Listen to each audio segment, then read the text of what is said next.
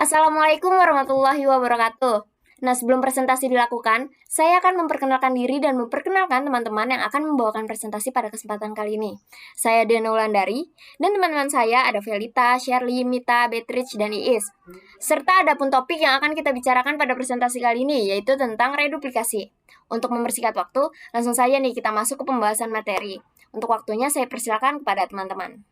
Reduplikasi adalah proses morfemis yang mengulang bentuk dasar baik secara keseluruhan, secara sebagian atau parsial, maupun dengan perubahan bunyi. Oleh karena itu, lazim dibedakan adanya reduplikasi penuh seperti meja dari dasar meja, reduplikasi sebagian seperti lelaki dari dasar laki, dan reduplikasi dengan perubahan bunyi seperti bolak-balik dari dasar balik. Pada linguistik Indonesia seringkali menggunakan istilah yang berhubungan dengan reduplikasi.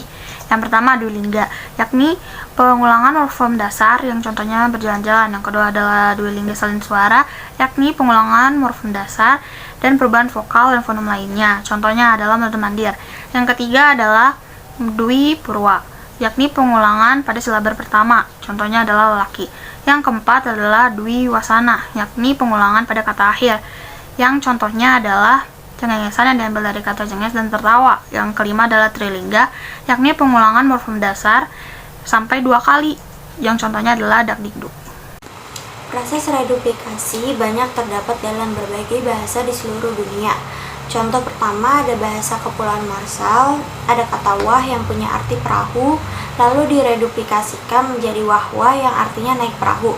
Kedua ada bahasa Afrika Selatan, kata ampere yang punya arti dekat lalu direduplikasikan jadi ampere-ampere yang punya arti sangat dekat. Dan yang ketiga ada bahasa Muru dari Papua Nugini, ada kata mero yang punya arti anak laki-laki lalu direduplikasikan jadi memero yang punya arti sebagai banyak anak laki-laki. Proses reduplikasi bersifat paradigmatis dan derivasional.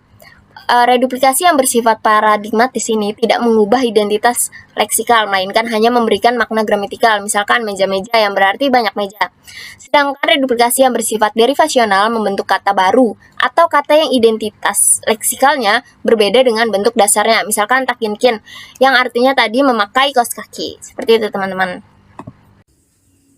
Terdapat catatan khusus reduplikasi dalam bahasa Indonesia.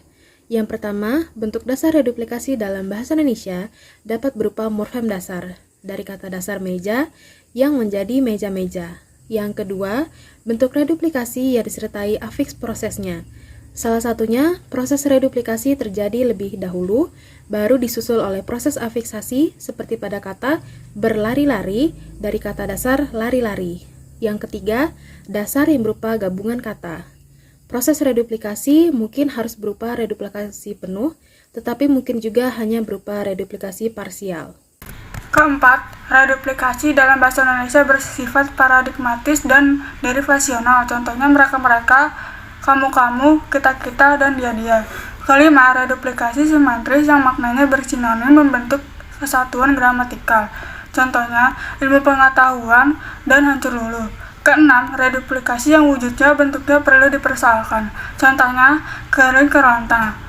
Di satu pihak pada pihak lainnya yaitu seperti mondar-mandir dan komat-kamit. Nah, gimana teman-teman? Kita udah sampai nih di ujung presentasi. Gimana? Udah paham kan tentang reduplikasi?